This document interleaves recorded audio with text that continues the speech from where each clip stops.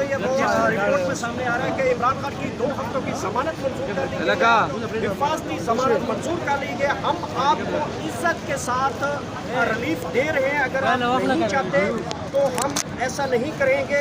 Chief justice Aamir Farooq फौसल बोलने में बरहम है। ये अंदर की खबर अदालत से बड़ी खबर आपको दे रहे हैं कि इमरान खान की हिफाजती जमानत मंजूर करते हैं, हम आपको इज्जत से रिलीफ दे रहे हैं। आप नहीं चाहते तो फिर आपकी मर्जी है। ये chief justice Islamabad high court की तरफ से ये सामने आई है कि 2 हफ्तों की जमानत मंजूर कर ली गई इमरान खान की।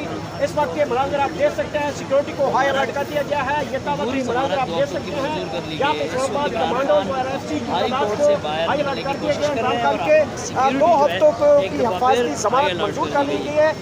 चीफ जस्टिस का कहना है कि हम आपको इज्जत से रिलीफ दे रहे हैं, आप नहीं चाहते तो फिर आपकी मर्जी है। Chief justice Aamir Farooq